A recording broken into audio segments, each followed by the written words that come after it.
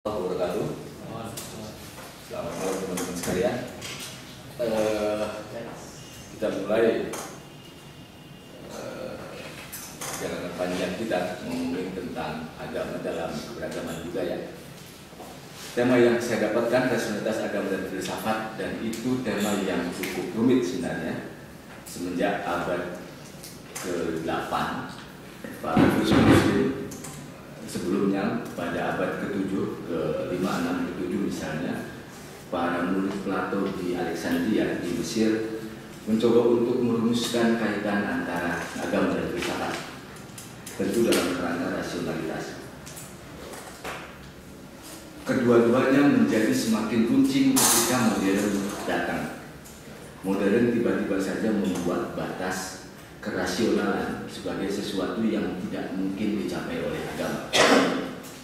Kemodernan terutama setelah Auguste Comte yang merumuskan positivisme sebagai salah satu atau satu-satunya cara bagi dia, sebenarnya satu-satunya cara untuk memandang realitas, membuat penggaris yang menyingkirkan agama. Misalnya kita kenal semua, Auguste Comte bilang bahwa yang benar itu adalah yang positif.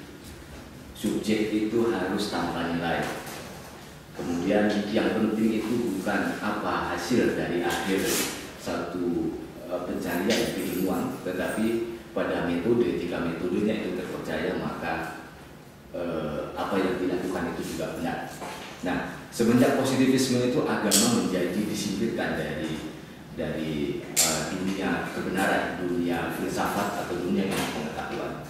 Walaupun sebenarnya sebelumnya Weber menegaskan bahwa dunia ini sudah ditinggalkan oleh agama. Agama itu sudah kehilangan daya pokoknya karena dikuliti oleh cara berpikir manusia yang rasional, yang sudah sedari awal sejak Descartes manusia itu menyatakan diri, aku berpikir maka aku ada, yang dalam kacamata agama bisa diartikan aku nggak usah beriman, cukup berpikir saja maka aku ada.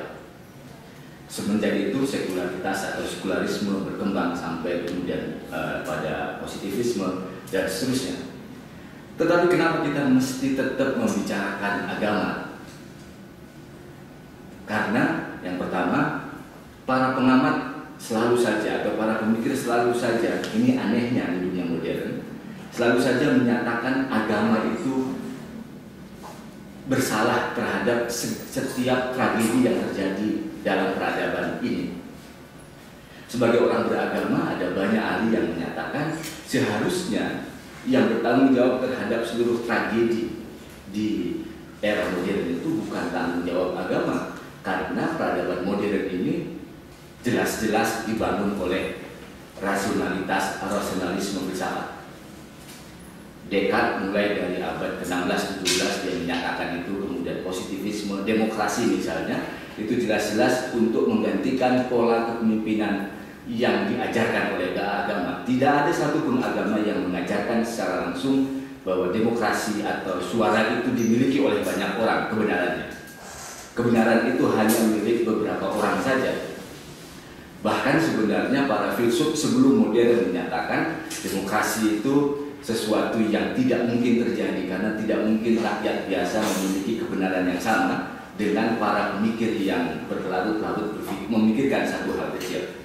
Sementara rakyat biasa bisa memutuskan satu hal tanpa berpikir yang jelas.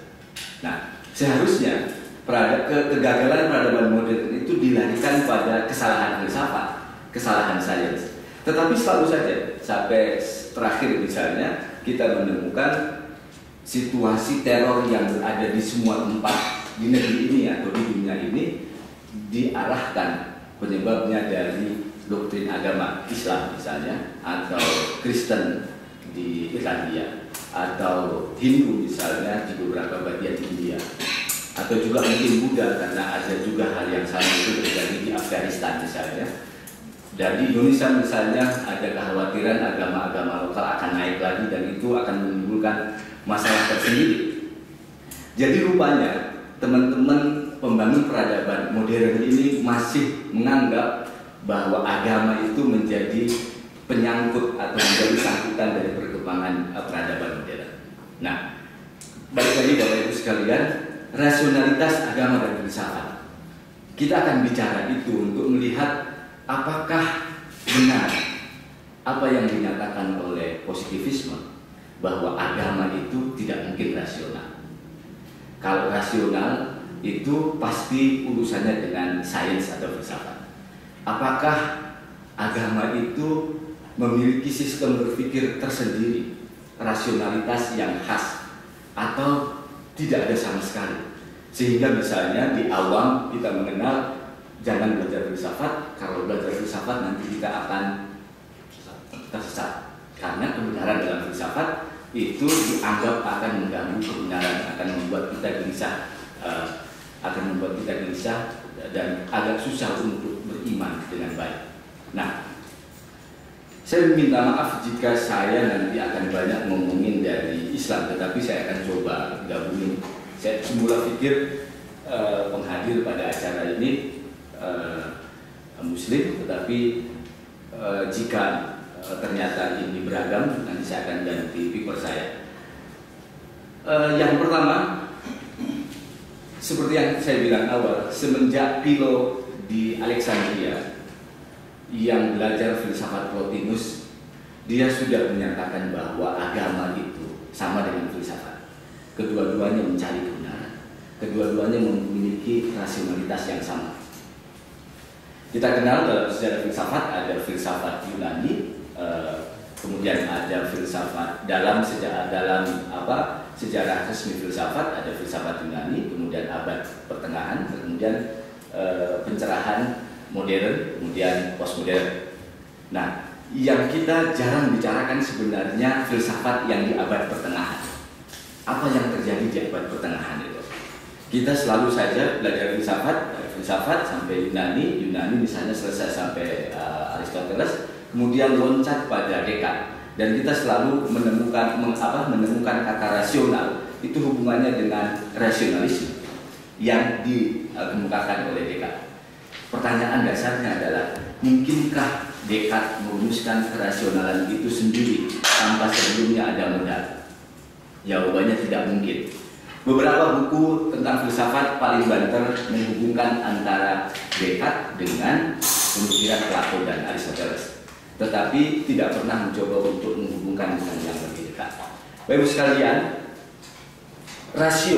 rasionalitas itu bisa diambil dari kata rasio, dan rasio itu konon pertama kali dibicarakan oleh murid-muridnya Plato dengan istilah nous. Neoplatonisme misalnya menyebut bahwa realitas itu dari kemudian n. Nous ini adalah kemampuan berpikir, kemampuan memikirkan sesuatu. Kemudian karena dia turunan dari Tuan, maka dia hasil dari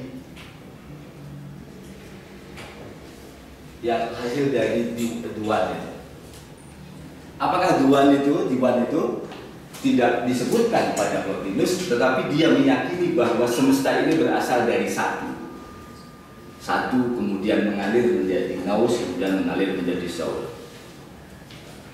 Plato sendiri tidak merumuskan apa itu rasio atau akal. Aristoteles tidak menyebutkan rasio atau akal.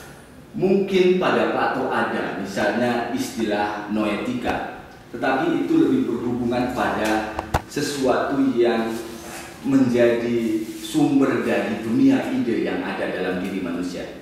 Sementara sebagai nous, sebagai kemampuan menghasilkan pemikiran sesuatu, dan dia sekaligus hasil dari sesuatu yang lain, itu baru disistematiskan pada murid-muridnya Plato di Alexandria. Nah, ini kemudian menjadi perdebatan yang panjang selama abad pertengahan. Kita ambil abad pertengahan karena pada abad pertengahan itu agama dan filsafat langsung bersentuhan. Simpulnya, pada abad pertengahan itu banyak agamawan mencoba untuk merumuskan bahwa agama itu rasional juga loh. Islam misalnya dimulai dari Al-Kindi, dia seorang Arab yang mencoba untuk menerjemahkan filsafat Barat, menyatakan kebenaran itu sama saja. Dari manapun asalnya, dia kebenaran. Agama memiliki kebenaran, filsafat memiliki kebenaran, dan tidak mungkin kebenaran itu berantem dengan kebenaran yang lain. Itu diperkuat oleh Ibnu Rus dengan mengutip Quran surat Al-Baqarah ayat 182, bahwa kebenaran nggak mungkin berantem dengan kebenaran yang lain. Lalu gimana bisa mempertahankan itu? Mulailah filsafat abad pertengahan itu dari Al-Kindi kemudian sampai Ibnu Rus di dunia Islam. Di sebelah sana nanti ada di Katolik ada Anselmus, kemudian ada Thomas Aquinas dan lain sebagainya. Itu untuk meluruskan bahwa filsafat dan agama itu bisa memiliki kebenaran yang sama, memiliki rasionalitas yang sama, dan karena itu tidak bisa dipertentangkan. Nah, Bapak Ibu sekalian, prinsip nous saya sengaja tuliskan dengan jelas bahwa nous adalah kemampuan memikirkan sesuatu dan hasil dari Tuhan, karena inilah yang menjadi dasar dari rasionalitas dalam pemikiran agama yang dibangun di abad pertengahan. Semua filsuf Muslim menyatakan bahwa pada diri kita itu punya potensi untuk berpikir, namanya dalam Islam akal. Akal itu sama juga. Akal itu dalam bahasa Arab, Bapak Ibu sekalian, bukan alat untuk berpikir, semacam organ untuk berpikir.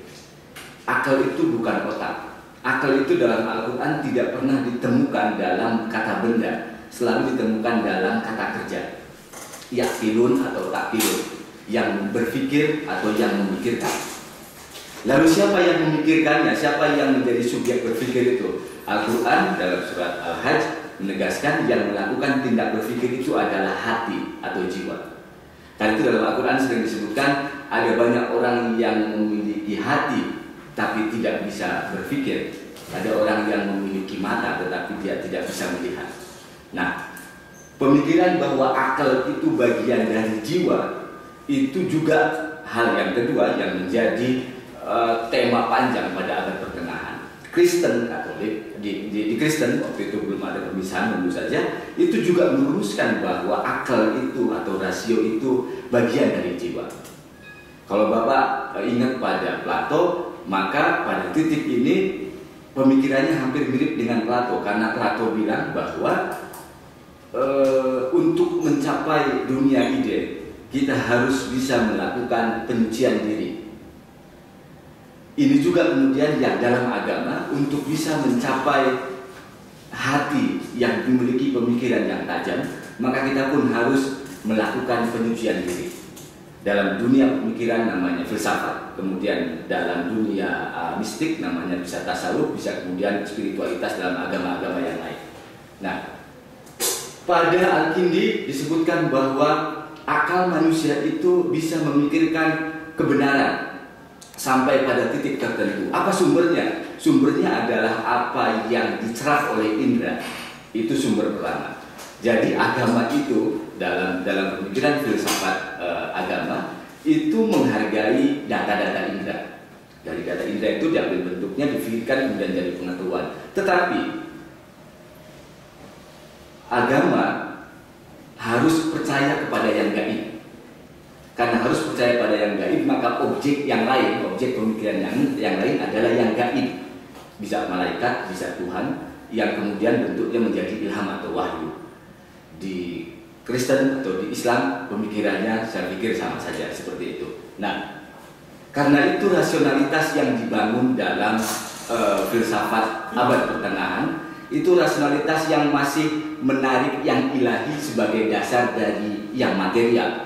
Yang material itu bukan yang material dalam filsafat yang berkembang di zaman agama, itu bukan sesuatu yang terpisah dari yang ilahi, justru bagian atau tanda dari yang ilahi.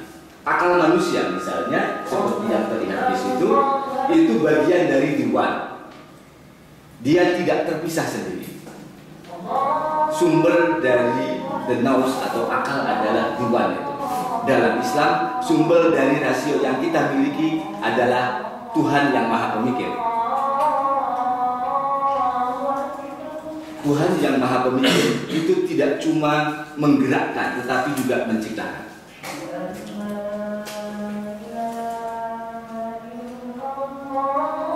Oke, kita teruskan saja. Nah,